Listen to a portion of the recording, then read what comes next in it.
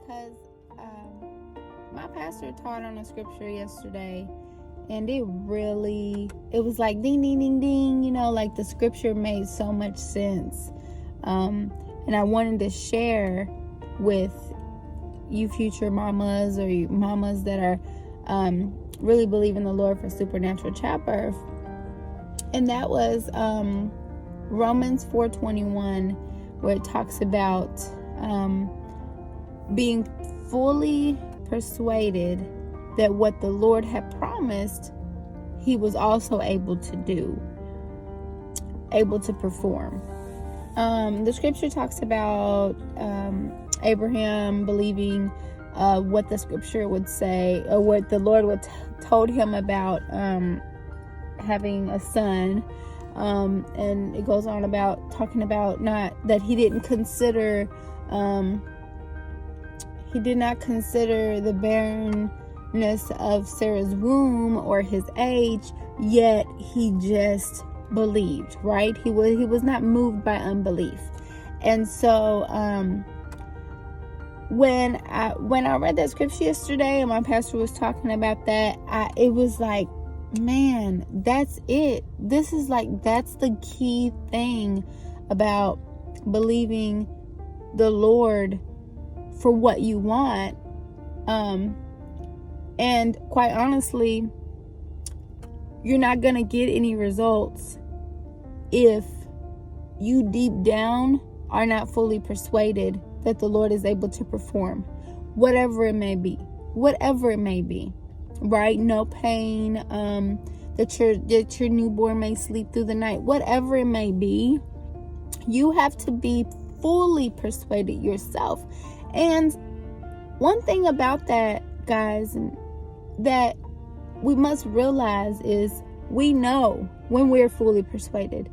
You know when you're fully persuaded. You know when you're not fully persuaded. You know when you're just kind of putting it on because that's the right thing to believe,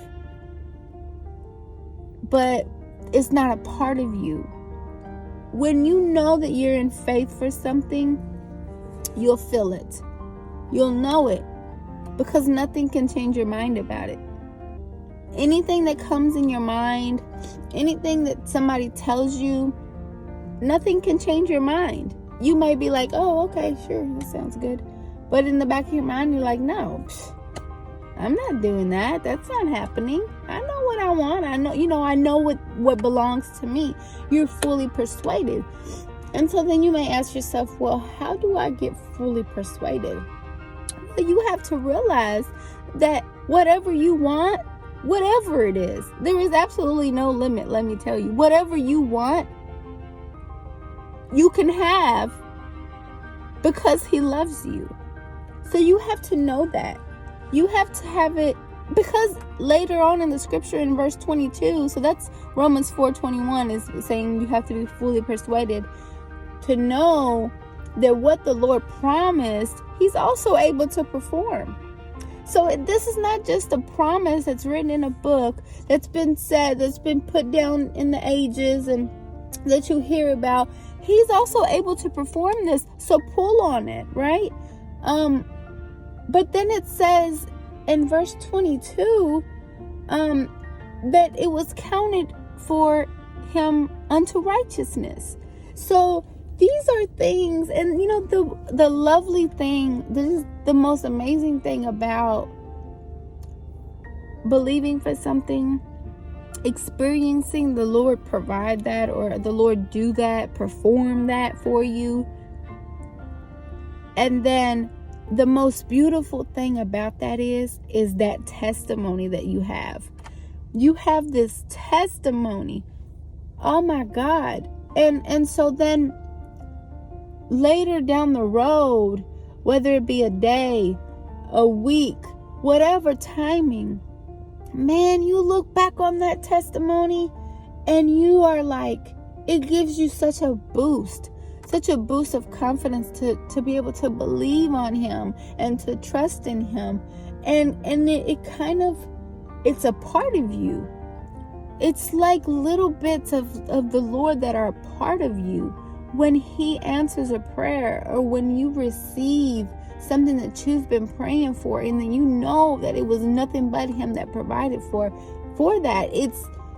It is such a part of you, and it's such a testimony, and you cannot lose that. It's the things that make you stronger, so that when you face something else, you look back on those things and like, no, he did that for me. He did that for me. He did that for me. I felt that. I felt him. I felt his presence. And guys, let me tell you, like, when I was in that delivery room, I felt the presence of the Lord, and I felt heaven like I've never felt that before. And I get so emotional because there are times when I go through things, and then I look back on that moment, and it's such a blanket. It's such a security for me to know, like, I went through this with the Lord, and I felt him so strongly, and no one can tell me that wasn't him, that wasn't him that whispered that to me, that wasn't him that said those things to me. And so when you go through something later on, you have such a confidence, you have such a something to hold on to and be like, no, I felt the presence of the Lord before. I felt heaven come down. I felt it. So you cannot tell me it is not real. You know, it becomes so personal. But to get to that point, you have to be honest with yourself and know, you know, truly, are you in faith over something, or are you trying to be in faith because you heard that that's the right thing to do, and it sounds so good, and every Christian wants it for themselves. But the thing about this is, anybody can have faith. You have it, right? Anybody can go in and out constantly. So work on that. Work on being fully persuaded. And the way that you get fully persuaded is you have to realize what are the things that are going to make you feel as though God will do that for you. Whether it be listening to someone else's testimony. Because in my mind, I would say, if she had that experience, I want to have it too, plus more, right? So he's not a respecter of persons.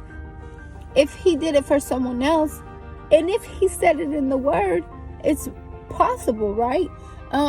So I would say that would be the first thing, the most important thing, is be honest with yourself.